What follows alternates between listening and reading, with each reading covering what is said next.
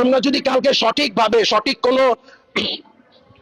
কোনো বিচার না পাই, আমরা মার্চ টু গাজীপুর সারা দেশে ঘোষণা করব। নাম হচ্ছে নাবিল, আমি বৈষম্য বিরোধী গাজীপুর ছাত্র আন্দোলন গাজীপুর জেলা কমিটির যুগ্ম আহ্বায়ক। তো বিষয়টা হচ্ছে, যখন আমরা এখানে স্পটে গেলাম, স্পটে ফার্স্ট পর্যায়ে হচ্ছে একটা গ্রুপ যায় আমাদের, তারা যায় হচ্ছে ওইখানে যে লুটপাট হচ্ছে, যেটা আমরা খবর পাই, ওই লুটপাটটা থামাইতে যায়। তো আমি পরে যাই, ওই গ্রুপটা পাঠানোর পরে আমি যাই দেখি ওরা অলরেডি মানে যারা লুটপাট করে তাদের থামাইতেছে, এবং এলাকার কিছু মুরব্বী ওইটা দেখতেছিল। তো আমি তাদের বললাম যে আপনারা কেন থামাইতেছেন না লুটপাট গুলো। এই কথা বলার 2-3 মিনিটের মাথায় পিছন থেকে মানে মুখ বাঁধা কিছু মানে উঠতি বয়সের ছেলে পেলে বড় বড় রামদা নিয়ে তারা দৌড়ে এসে বলতেছে যে ধর, এদের একটারও রাখবো না, ধর। এই কথা বলা মানে আমি যখন এটা দেখলাম যে ওরা দৌড়ে আসতেছে, তখন আমি মুরব্বীদের বললাম যে আপনারা এদের থামান, এরা তো আমাদের মেরে ফেলবে।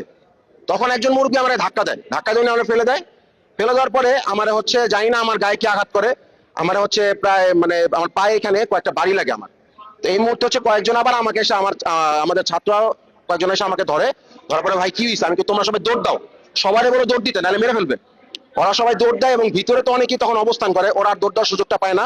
এবং একজন মহিলা তখন আমাকে টেনে তুলে বলে যে তাদের বুঝাইতেছে যে এখানে কিছু করতে আসে নাই, এখানে থামাইতে আসছে, এটা কিছু বলেন না।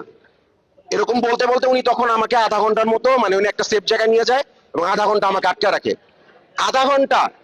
আধা ঘন্টা আমি এই সদর থানা পুলিশ, বাসন থানা পুলিশ, টঙ্গী থানা পুলিশ যারা আছে, এই থানা আমি ফোন করি, আমি মেট্রোপলিটনে ফোন করি, তারা আমার কাছে শুধু 1 ঘন্টা ধরে খালি একটা জিনিসই জানতে চেয়েছে, এক্সাক্ট বর্ণনা কি, পরিস্থিতি কোথায় ঘটছে, রাস্তা কোনটা, বাসার নাম্বার কোনটা, কখন গেছো, কেন আপনারা উপস্থিত থাকতে পারলেন না। 2.5 ঘন্টা পরে পুলিশ আসার পরে তারা তখন ধীরাশ্রমের দিকে অবস্থান করে মাত্র 4 থেকে 5 জন। এবং যখন আমরা তাদের কাছে যাই, তাদের গিয়ে আমরা যখন বলি, আমরা এইভাবে পর্যন্ত বলছি স্যার প্লিজ আপনারা আসেন, আমাদের ছাত্রদের আটকে রাখছে। আমরা যখন কয়েকজন যখন ওইখানে যাই, আমাদের বলে আপনাদের 2-4 জন কিন্তু মেরে ফেলছি আমরা। ওই সব মানে জানোয়ারগুলো আমাদের বলে আপনাদের তো কয়জনকে আমরা মেরে ফেলছি, আপনারা এখানে এসে কি করবেন। এটা শুনে আমরা সাথে সাথে আলাপ প্রশাসনকে ফোন করি, স্যার ওদের মেরে ফেলছে, আপনারা তাড়াতাড়ি আসেন। তারা আসছে নাই, তারা 2 থেকে 2.5 ঘন্টা পরে তারপর আসে। তারপর তারা বিভিন্ন প্রোটোকলের কথা বলে, বিভিন্ন রুলস মানে এগুলা মানে অনেক কিছু হাবিজাবি বলে। আমাদের এসে দাঁড়া ছিল, পরিস্থিতি দেখে, বলে যে আমাদের তো আগাইতে হবে, সময় লাগবে। আমাদের আকুতি মিনতি এবং মানে অনেক চিলাচিলি পরে তারা আগায়, এবং ততক্ষণে তাদের অবস্থান হওয়ার ওই সময়টুকুর মধ্যে ওইখানে যারা রামদা নিয়ে যারা হচ্ছে রাস্তায় অবস্থান করতেছিল, তারপর হচ্ছে আশেপাশে যারা ঘোরাঘুরি করতেছিল, তারা ওইখান থেকে মানে চলে যায়, তাদের আর পাওয়া যায় না।